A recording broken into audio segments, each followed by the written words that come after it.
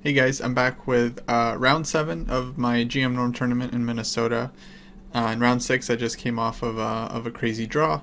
This was actually the next day, and here I was playing white against Christopher Yoo, who is a very young talent. I think he's still 12 or maybe 13 years old, and already an international master chasing GM norms. Will probably be a GM in the next few years. He was actually doing really well at this point in the tournament. I think he had 4.5 points out of 6, so he was needed 2 out of 3 to get his own GM norm. But of course, I wasn't going to make things easy for him, since I'm playing white and I had my own tournament to think about. So yeah, we played into the Grunfeld. This is his main opening on what I was mainly expecting. And I decided to play a similar line to what I did against Gary Shankar in the previous round, with this move, bishop e3. I think against Gary, I played bishop e3, c5, and knight f3. In this game, I decided to switch to rook c1. This is the way Magnus has been playing it, and just a different way to reach a lot of the similar positions. The knight is still going to f3. The advantage of this move order is that white is defending the c3 pawn in advance, so it's actually easier to push d5 if black allows, because now the c pawn is defended. So he goes queen a5, which is the main move, queen d2, and now castles. And I decided to go knight to f3. So actually, this is a position that kind of makes a theoretical difference. So with the knight on f3 and the rook already on a1, or still on a1, black would be able to play the move knight c6, and that leads to a pretty critical position. But here knight c6, I believe, is not as good, because after d5, well, white can simply play this move without consequence. The c3 pawn is not hanging, and since black is not castled, black doesn't have this key resource, rook d8, that they often have in this position. Instead has to play like knight e5, but then that's not so, I think that's not so great for black. So, okay, castles is a better move. I played knight f3. Now black decided to start with rook to d8. I think knight c6, d5, and then rook d8 is another line, but yeah, this is another way to play the position. Here, white is pretty much obliged to play d5. And now black goes e6, and this is a pretty theoretical position. Black has a lot of choices in this line, so I wasn't exactly sure whether we would reach this or not. This is just one of several options black has. They can also play like early bishop g4 and lines with knight d7, all kinds of stuff. But I had a look at this a little bit, and I found, I think, an interesting idea in this line. I played bishop g5, this is the main move, f6, and here, white typically, I think, goes either bishop f4 or bishop e3 is possible as well, and I think we get like a very, very complicated position. Black often takes here, and then goes like bishop e6, or sometimes knight c6, knight e7, and just tries to put a lot of pressure on this pawn. And I think theoretically black is doing fine. It's still like some very complicated lines there. But I decided to go for a somewhat rare move. In this position, I went to play c4, which is kind of a nice move. It opens up this attack against the queen on a5, and the idea is that if black takes on d2, as happens in the game, white can recapture with the bishop, and we get this endgame where white has kind of achieved a little bit of space with c4, d5, and e4. Now, objectively, black is usually okay in this kind of endgame, and I think in this one, black is also okay. But it's not that easy to handle, and I wasn't sure if Christopher, my opponent, would be familiar with this position. He, likely didn't check it before the game, because I haven't really played this way with bishop e3, rook c1 before. Yeah, also c4, I mean, it's not a novelty, but it's definitely not as common as the other moves in the position, like just removing the bishop. So I didn't think he would be super familiar with the endgame, and he started spending a little bit of time here, so I kind of figured, okay, he was likely not exactly sure how black is supposed to equalize here. And that was kind of what I felt during my preparation. I just had a brief look at this. I thought that it would not be so obvious to someone who doesn't know this position exactly how black should play the position. There's definitely a lot of room for black to go wrong here, because white has this big space advantage, And well, that's basically what we're looking for in the opening when we're trying to get some prep in, is just to put our opponents in something that's kind of uncomfortable, where they're not exactly sure what to do. Okay, so after some thought, black played knight a6, just developing the knight this way. I think the critical line here was to just take on d5. White should probably take with the e-pawn. If I play cd, then these pawns are always vulnerable to being broken up with f5. I think what black should do is just play like b6, and then even bishop a6 is a potential idea. And yeah, I don't think white's pawns are actually going to be strong for very long. I think black will be able to put a lot of pressure on them, especially once the light squared bishops come off. So instead, white should play e takes d5, and then rook e8 check, and something like bishop e2. And the idea here is to play bishop e3 next move, and then maybe castle or play king d2 and just kind of develop. And in the long run, this structure is considered to be quite okay for black. I mean, the protected pass pawn is certainly an asset for white, but usually black is solid enough to blockade it. They can play b6 and knight d7 and maybe put the bishop on d6, or try to bring the knight to d6, which would be even better. And yeah, generally speaking, black is supposed to be okay, but it's not that easy, and white can certainly still put some pressure. And yeah, it's not so obvious that black is doing okay here. He also has kind of a tough choice because he's already played f6.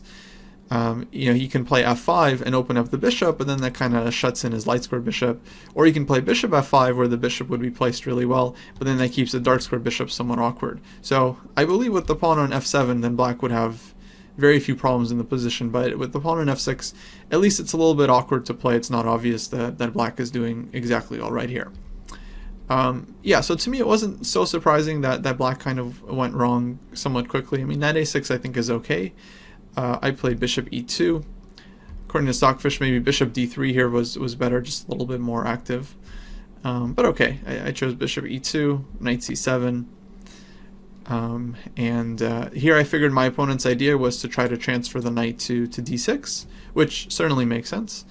But there's not a whole lot I can do to stop that, so I decided just to keep developing castles, knight e8, and yeah, I felt like it was a critical moment here, so I spent some time, and eventually I decided on the move bishop f4. The main idea of this move was to try to induce black into playing e5, which ends up happening in the game, which I was pretty happy to see. Objectively, black should have waited on this and just played the move knight to d6. But this is not the easiest move for black to play. For example, e5 is one idea that white has that black has to keep in mind. Because after takes on e5, bishop takes e5. This feels a little bit uncomfortable for black. The dark square bishops are getting traded. Black's king might end up slightly weakened here. And then if e takes d5, c takes d5, it's not so obvious how to defend this pawn because b6 allows white's knight into c6. Now again, it's not clear that that's even so good for white. I think black is probably doing okay here, objectively. But that's just one thing that black has to consider before playing knight d6, making sure that that's not working for white. Objectively, white should probably just play something like bishop d3 here, then let's say b6, knight d2. And I think white remains a little bit better. We're keeping some small space advantage. And the main problem for black is that it's hard to clarify the situation. Black doesn't want to play e5. I think that would lead to a good position for white. And if black takes on d5, and then I think both cd5 and ed5 are probably possible. I think ed5 is maybe a little bit more solid. Black has a nice blockade, but as we'll see in the game, like not all blockades are necessarily so good. A lot of them can just simply be passive and they're holding for the moment, but you know, white is the one that might be able to use the e-file sooner, and again, black has a issue with the bishop here. Doesn't know how to open it up without playing f5, but then that kind of restricts the rest of black's pieces. Okay, objectively, that's still what black should have played for. But okay, he chose e5, which I think was a natural move. Bishop e3, b6, and knight d2. And yeah, to be honest, I was actually very happy to reach this structure. In my experience, although the blockade with the knight on d6, I mean, it looks really nice for black. With the queens off the board, white really doesn't have a whole lot to worry about on the king side. So usually black's plan here is to try to play f5, white goes f3, f4, bishop f2, g5, and just tries to get this King's Indian pawn storm going. At least that's a very typical idea. But with the queens not on the board, it's really not going to achieve much. White's king is going to be safe for a very, very long time. And in the meantime, White's plan is actually a lot quicker, and that's just to play a4 and just bring the rooks to the queen side, push a5, and just put a lot of pressure against Black's b6 pawn. So Black can never really take on a5 because the c5 pawn will probably be lost. And in the meantime, I mean, White has this kind of minority attack going, where we're trying to play a5, take on b6, leave Black with a weakness here, and eventually just pile up on this pawn. Rook b2, rook b1. It's hard for Black to defend with rook b8 because, again, there will be bishop takes c5 tricks. And so, yeah, I think it's a very unpleasant position for Black to play here. I think with the queens on the board, White is kind of slightly better in this position, but with the queens off the board, I think it's definitely a bigger advantage. So yeah, Christopher realized actually that this position would be problematic, so he decided to start with bishop d7, which I think was a good try because this at least prevents White from playing a4, makes it slightly more difficult for me. And if I go rook a1, he very well might play bishop a4 here and just kind of block me this way. I'm not sure if Black exactly would be so successful here. In fact, looking at it now, I realize I can just play bishop d1, and Black would have to go backwards. Because a trade of light square bishops here I think would really favor White in the long run. Definitely leaves Black with more light square weaknesses. So I'm not exactly sure what his idea was if I played rook a1. Maybe this is simply possible as well. I decided to try to get a4 in another way. I came up with this move knight b1, which I think is actually quite a cool retreat. I'm trying to use the b1 square to bring the knight to c3, where I'm controlling a4, and then I can push a4, a5. And in general, the knight will simply just be better placed on c3 because it'll be more active, and it has access to the b5 and the a4 squares, which I think will be useful. And d2, the knight is definitely a little bit more passive. So Black goes knight d6, knight c3, and he plays bishop c8. So now he realizes, okay, the bishop has nothing to do on this diagonal anymore, and he wants to put it on a6 potentially to target the c4 pawn, which makes sense since I did move my knight away from d2, so he's kind of taking advantage of that fact. But it's not, unfortunately, it doesn't pan out for Black. I started with f3 just to make sure the e4 pawn is now fully secure, bishop a6, and I was really happy with this move again, because I could play knight b5 here, but I was very unclear whether I would be able to break through in the following position after some exchange on b5. Maybe Black just gives up the bishop and just keeps this powerful knight on d6, and yeah, I think it would be very hard for White to create a lot of winning chances here, because I'll get a4, a5 in, but number one, actually Black probably doesn't play a5 themselves. Okay, I'll get a4, a5 in, let's say that, and I can even double on the a file, but then once I take, the rook will come to b8. It will be very hard for White to make progress after that. I think Black can also give up the knight on b5. Maybe this is even safer, and just keep the two bishops on the board as well. Bishop can be put on d7, and yeah, I think it'll be very difficult for White to get much in this position.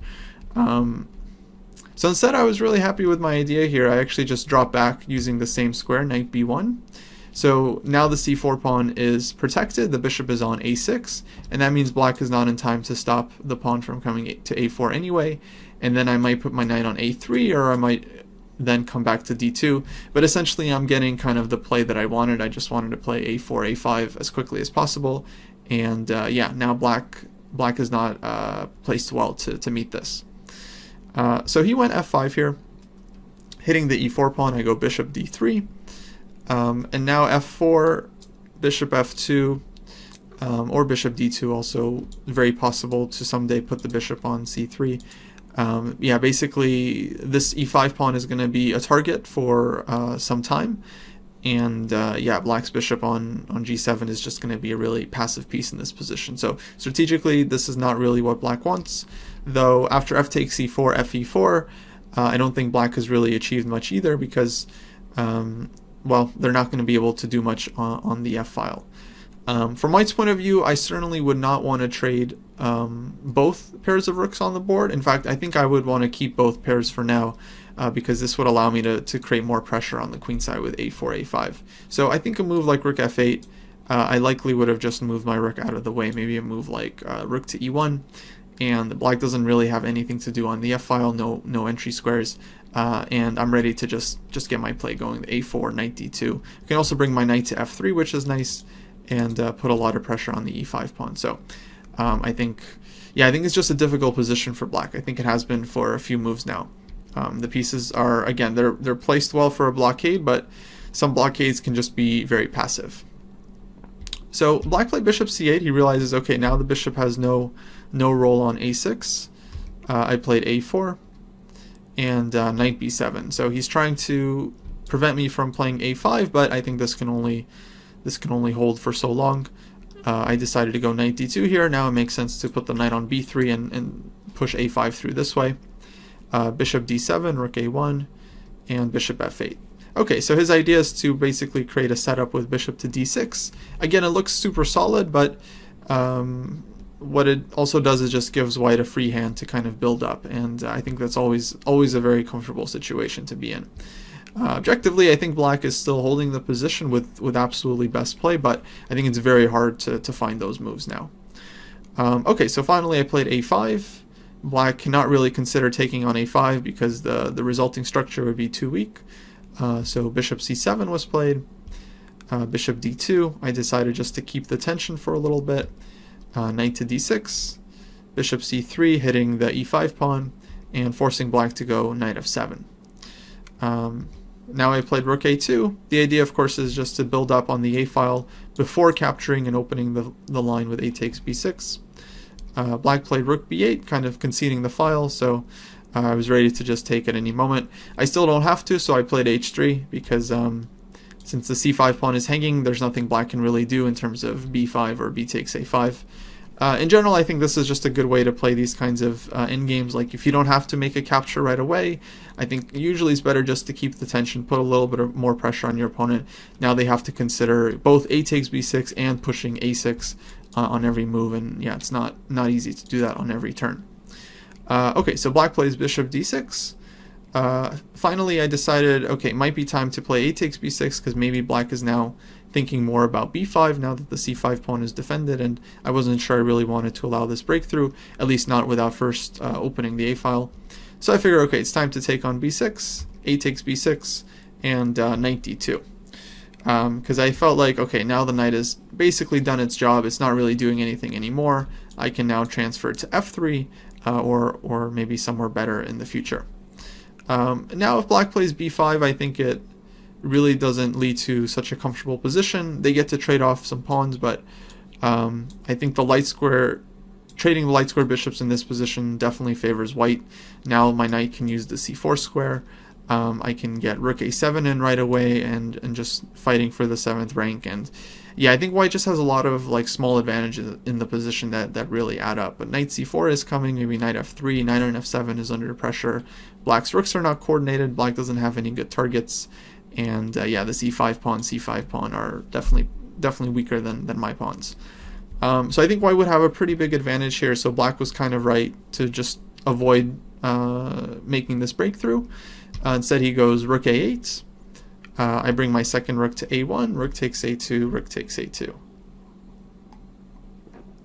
Okay, so I was certainly fine with trading one pair of rooks here, because that just seemed kind of inevitable. If I didn't fight for the a file, black would play rook a3 and just get a lot of counterplay. But yeah, I definitely didn't want to trade the second pair because I just want to keep the rook to try and put as much pressure on black's position as possible. I mean, I'm certainly playing for the win. I realize, I've been better for most of the game now, and I'm definitely trying to convert. And it's still not so easy because it feels like black has their weaknesses under control. b6 pawn and e5 pawn are both easily protected. But it is two weaknesses in the position, and that's not always so easy to hold for a long time. So I was still optimistic about my chances here. Rook b8, I play king f2, king f8, king e3. So I'm just bringing the king closer to the center. I always tell my students in these kinds of situations, the important thing is not really to hurry if you don't have to. If your opponent doesn't have any counterplay, you should just improve your position move by move. you don't have to know exactly how you're going to break through just yet. I certainly didn't have an idea like how I'm going to win the game exactly. But you know that if you are going to win the game, it's going to typically start with improving your king, improving all your pieces, and then eventually just trying to start to provoke a little bit, try to create some weaknesses in the opponent's position. Okay, so bishop c8 was played. I played bishop c2. Now my idea here was to potentially play bishop a4 if allowed, and try to trade off the light squared bishops if the bishop is on d7. Black played king e7. And I thought about bishop a4 here, but then I realized I'm probably going to be met with rook a8, and the only way to get out of the pin is to allow a rook trade, which of course I didn't want. I think if the rooks come off the board, black's situation becomes a lot easier, and probably just immediately becomes kind of a dead draw, because the minor pieces, especially the light squared bishop, it's the rook that's really putting all the pressure on in this position. The minor pieces are just kind of supporting actors. Okay, so I instead played rook a7. I gave this check, rook b7, and then I dropped back to a1. Again, just an absolutely micro improvement. My rook was on a2, now it's on a1. I figured black is probably just going to go back rook b8 anyway, so I kind of gain a tempo. And the rook is better on a1 simply because it has access to the king side. Maybe at a certain moment it'll be nice to switch rook f1 or rook h1, especially if I've played like h4, h5 for example, trying to create another weakness. And we can see it's not as easy for black's rook to get to the king side as it is for white's. Okay, so he just goes rook b8. I play rook b1, bishop d7. Now I realized, okay, I'm not getting the bishop a4 idea in, so I just drop back bishop d3, restricting him from playing b5, although I would probably welcome this move under most circumstances because I feel like it would actually just open up some squares for white. Okay, now he goes h5. Maybe this move is not necessary, but it's hard to play this position when you have no counterplay and you have to just keep making moves. I think at this point black was definitely running somewhat low on time. I was certainly ahead. Maybe he had like 10 or 20 minutes here, but yeah, it's still not clear. Actually, he might have had even less. But yeah, it's not clear like what black should do, and so yeah, it's hard to just make neutral moves on every turn. In the meanwhile, if he really just does nothing, I might go for that h4 plan, like playing knight f3, rook h1, h4, h5, or maybe knight h2 first and then h4, h5, or yeah, something just to try to provoke some weaknesses. Maybe I'll try bishop e2, bishop g4, and trying to trade off the light squared bishops this way if allowed. I did feel like if I could trade the light squared bishops off, it would be a big achievement, because then there would just be a lot of light squares available for grabs, and I imagine like I could bring my king over to a4 and b5 and try to get in this way, either to c6 or a6 with the light squared bishops off the board. I mean, this definitely becomes a very serious idea. Okay, so he goes h5, and I decided to play bishop e2. Now if he keeps pushing, I'll get bishop g4 in. Bishop c8 was played, knight f3, king f6, and now I play knight h2 and king e7. So here my idea was to go for g4, and I ended up doing this. And objectively, actually, this was probably a mistake. What white should have done is just keep maneuvering. For example, like rook a1, bishop d7. The engine wants the knight back on f3.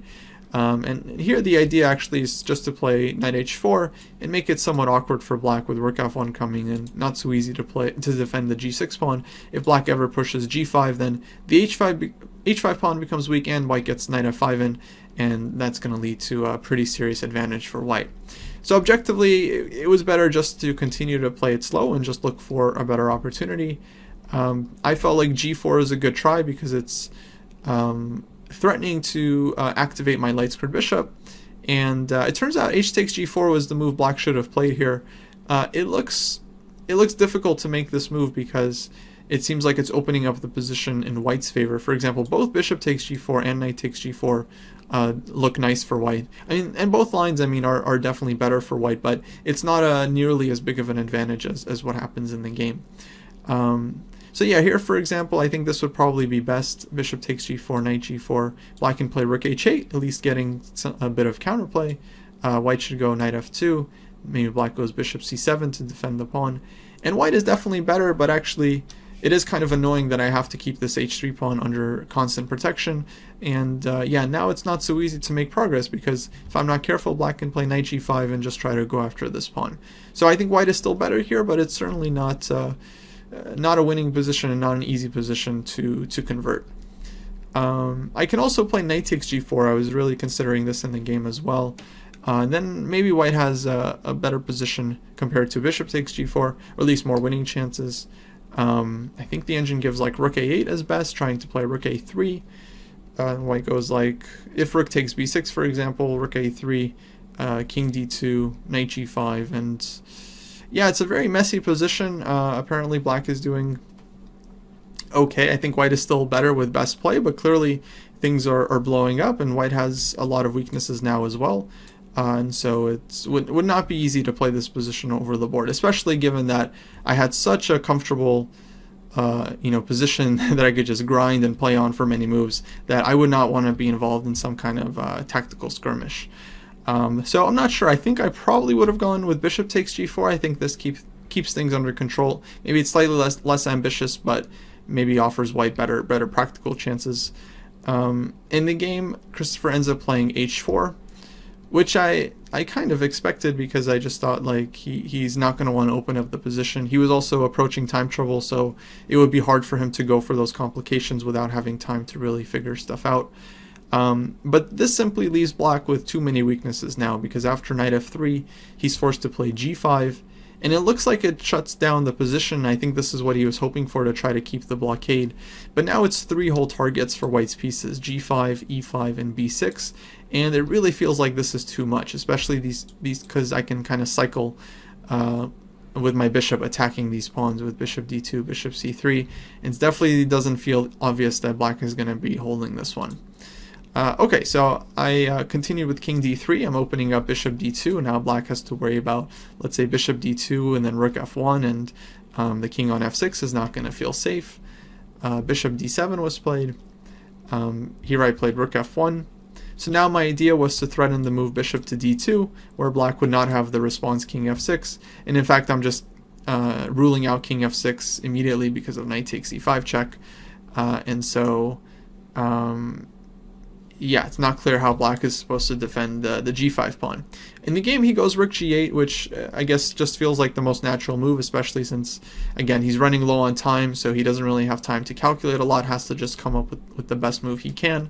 Objectively, rook a8 was a better try for black, just to try to keep the rook active, always threaten like rook a3 check, for example. Maybe rook a2 can be annoying.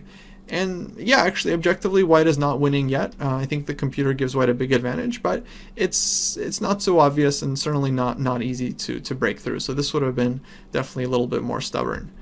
Objectively, actually, white should have started with this move, bishop d2, forcing king f6, and then after something like rook f1, let's say king g6, rook switches back to a1. This is, of course, the big advantage of playing against multiple weaknesses and having a space advantage. Is it's so much easier for white to play on both sides of the board. Here white would have, I think, a close to decisive advantage. We get something very similar to this in the game, and this just would have been a more accurate way to get there. Okay, so I started with rook f1, rook g8 was played. Now I switched back rook a1. Black played rook to c8. If he goes rook b8, trying to, let's say, kind of repeat the same situation as before, then white goes rook a7, and black is not in time to play bishop c8 and rook b7. And here I'm ready to play bishop d2, and it's obvious that black's defense is just starting to get really stretched. The king can no longer go to f6. If the rook goes to g8, white gets rook b7 in, and the b6 pawn is likely going to fall. Okay, so he finds rook c8, which I think is a better way to try to hold the position, trying to play bishop c7 if he needs, or rook c7. I played king c2. Basically just trying to improve my king and getting out of the way of any kind of, let's say, b5 takes and bishop takes ideas, so that I can just take on b5 comfortably. Also, my king is closer to invade on the queen side if allowed. He went king f6, rook a6, bishop c7, And here I actually just switched gears. I realized actually I should put my king back on d3. I'm keeping my potential weaknesses defended, and now I'm actually ready to play the idea I've been wanting to play for some time. Bishop d1, bishop a4, and finally trading off the light squared bishops. So it's like 20 moves since that last moment that I kind of had this idea to trade the light squared bishops. All of a sudden the situation has changed dramatically. White's rook got to a6, black has no way to challenge it with bishop c8, and now I'm getting bishop d1, bishop a4 in, and it's clear that white is making a lot of progress. So bishop d7, bishop d1, king g6. I think at this point Christopher was mainly just down to a couple minutes and relying on the increment, so yeah, it's just a very difficult position to defend at this point. Bishop a4, we traded, king f6, rook a6. Now I felt like, yeah, I've just made a ton of progress, and black's position should be collapsing soon. He plays king e7, bishop d2, reminding him about the g5 pawn. Now if he goes king f6, I think my idea was to play bishop e3, and again black's move is not obvious because I'm threatening bishop takes c5. King g6 doesn't help, bishop d6 also hangs the b6 pawn. I guess the only move here is probably bishop to d8, but okay, this looks a little bit awkward, and yeah, I'm not sure exactly how I would continue here. But yeah, I'm certainly just gonna keep maneuvering, maybe try to bring my knight somewhere like f5, or I can start bringing in my king to the queen side, and it's, yeah, clearly just a very uncomfortable situation for black to be in. Instead he played rook g8. I chose rook a7, king d7, and now bishop c3, switching back to this weakness, rook e8. And here I think I found a very unpleasant move to deal with, just a simple move, bishop b2. I've gotten better at asking the question, you know, what is my opponent's next move? And a lot of times if the opponent doesn't have such an obvious next move, then the best thing to do is just make a pure waiting move past the turn and force them to actually make a move in the position. So the main trap I was hoping to get here is that if black plays, let's say, the most neutral move that I think a lot of players would make, rook e7, then all of a sudden after bishop c1 we switch back to the g5 pawn, and black is not able to play rook g7 in the other position. Of course, rook g8 would still be holding. So rook e7 just runs into bishop c1 and all of a sudden can't defend.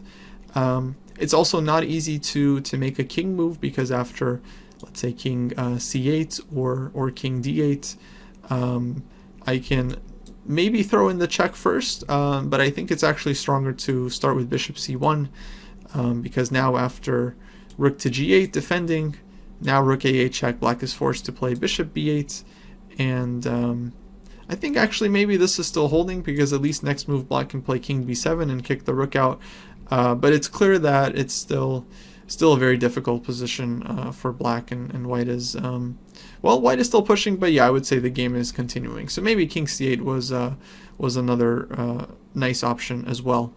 In the game, black chose king d6, which I think is not an easy move to make, because it's just feels tactically suspicious, and I found a nice way to kind of take advantage, starting with knight e1.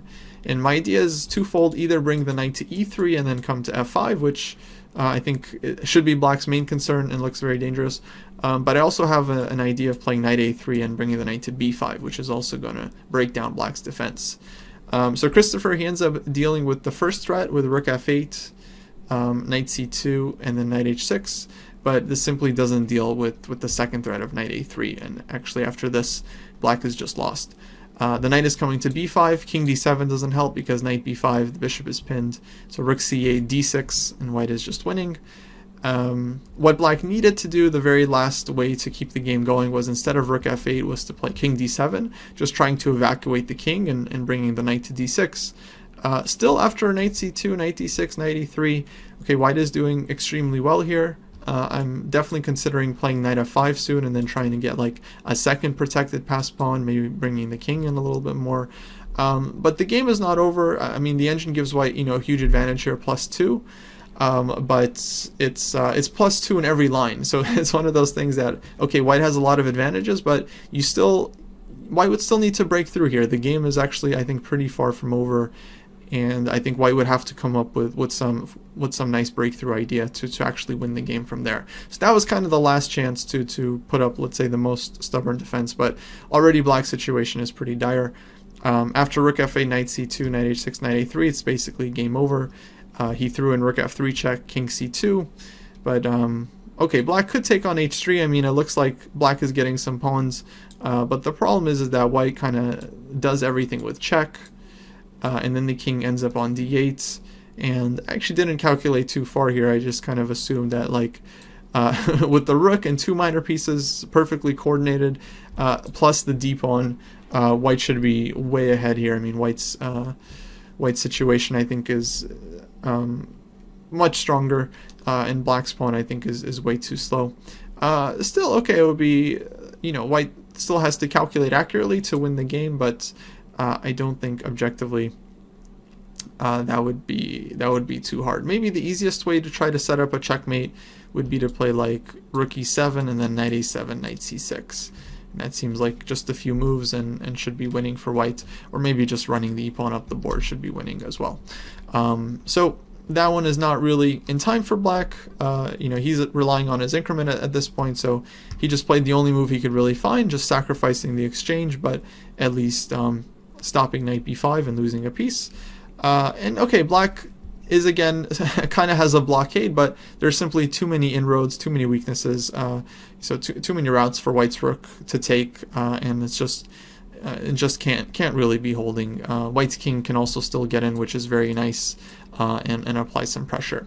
So I just took it slow. Bishop c1, bishop d8, rook a7, just putting a little bit of pressure, again trying to stretch the defense. Bishop c7 was played, rook a8. He went back, bishop d8, and this allows white simply to simplify and win the game with rook takes d8 and bishop takes g5, giving back the exchange but picking up two pawns in the process. White is left with two connected passed pawns, and this position is just a very easy win. Black has no counterplay. The bishop can come to f6, just slowly push the pawns up. King can come in. It's also nice that as soon as black's knight moves away, I can even play bishop d8 and win another pawn on b6. So this is a hopeless position. We played a few more moves, but the result was never in doubt, and I ended up winning the game. Maybe black here, instead of bishop d8, okay, could have held on a little bit longer with something like king e7 and trying to bring the king to f6, but ultimately I don't think the position can really be held. Number one, white has this plan of bringing the king to b5. I think I can also play like rook c8 here, or maybe rook g8 first and then rook c8 back, king d7, rook g8, rook can come to to g6 next and put more pressure this way, and yeah, pretty soon black's defenses are just going to be overstretched. So white should just be winning. So yeah, I was quite happy with this game. I felt like I conducted the endgame really well. I had this like nice concept kind of from the get-go to use the little minority attack with a4, a5. And yeah, I just realized this position would be difficult for black, and yeah, I think the game definitely showed that. It just was very, very hard for black to hold the defense for so long.